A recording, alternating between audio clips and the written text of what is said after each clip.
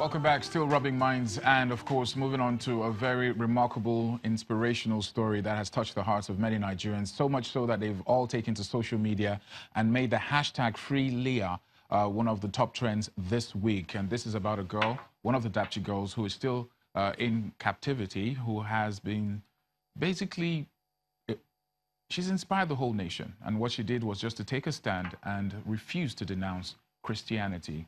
And a lot of people have rallied behind her and telling the governments, the president, and anybody who cares to listen that this girl must be found. I have two great men here with me, Wale Oshunde and Bolade Adekoya. Great to have you guys back. Always a pleasure. The story of the Dapchi girls, 101 girls are out. No one ever thought that anything could trump that good news, but the story of Leah has trumped that news. And a lot of people are rallying around behind the fact that this is a girl that must be rescued at all costs. Why is her story so remarkable?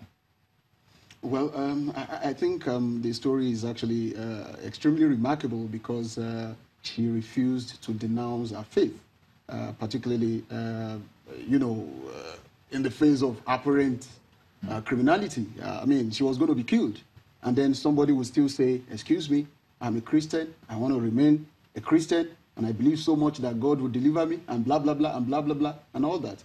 I think that is really courageous. That is commendable. That is,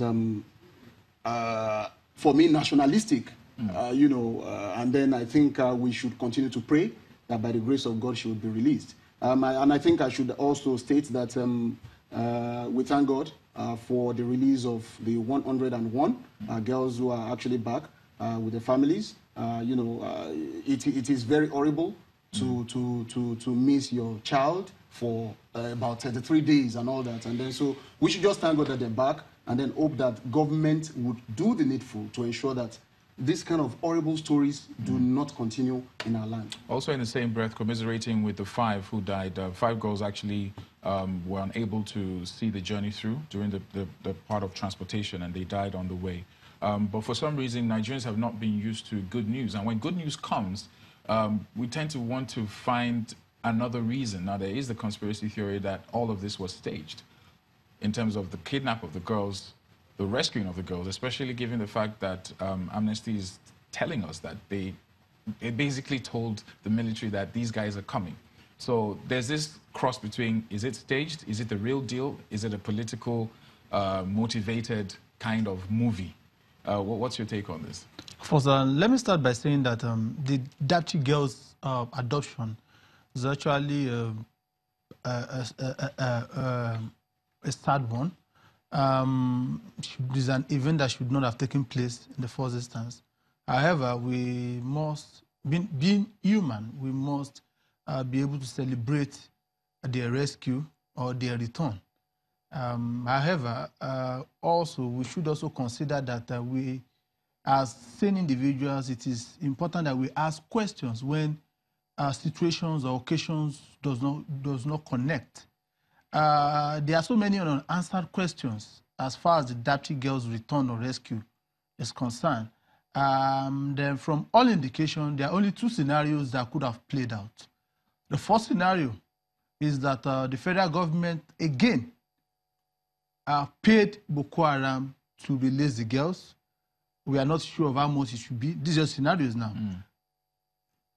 The second scenario, which is also a very dangerous one, is that the adoption might not have really been the handiwork of Boko Haram members, but individuals who are hell-bent on creating a mood for celebration where there should not have been any. And I will explain both scenarios. The first scenario is that, which is the payment of ransom. This is not the first time the federal government will be paying ransom for the release of kidnapped girls. We've seen various cases in the of the Tibo girls, and for that of the Dapchi as well. It would not have been humanly possible. I would not want to believe the defense of the Minister of Information that said Boko Haram felt morally obligated. The word moral in that regard is preposterous, because for an organization or for a terrorist group that has carried morality in a terrorist organization that has carried out some of the most insane attacks in the history of this country, and all of a sudden they feel a sense of moral burden to release girls that they intentionally. Because if you read the story about the girls, were kidnapped, they came to the village and they were asking, take us to Dapchi, take us to the girls' school. So they knew what they were coming from. They knew what they wanted. They kidnapped the girls. So all of a sudden, they now release the girls and they're telling us no ransom was paid. It's shocking. Why do you think the government, if they do pay ransom, why do you think they don't own up to the fact that they pay ransom? Well, for a lot of people will tell you that it is a known policy that government does not negotiate with terrorists. And that has always been even the vocal point of the United States government as well. So they will not necessarily hold up to it, which is normal. However, I think that trend is a very dangerous one, because if we are now funding the organization and activities of Boko Haram indirectly through paying ransom, $3 million, 3 million euros, 5 million euros. And there was a report in BBC a few weeks ago as well that individuals, people in the north, are being recruited with euros to join the Boko Haram. So that means that there's every possibility that the money we are giving the Boko Haram as a form of ransom is going back into the recruitment program. And we're not just giving them money also. We are releasing soldiers to them. We are releasing the foot soldiers to them. When the United States government tells you that we don't negotiate with terrorists, it's not because they don't open a channel of communication with terrorists. It is the fact that at every point of negotiation, they ensure that the terrorists do not have an upper hand. It seems we are losing the war already. If that is the case, let's even take the story of if a ransom was paid, then logically the Boko Haram should release all the girls. So why hold on to Leah? Do you believe that there's a statement they want to make with holding on to Leah? For me, I think I slightly disagree with Bola. You have over 100 girls out there from different families, say about 150 different families in Dapchi town, and you want to secure their release.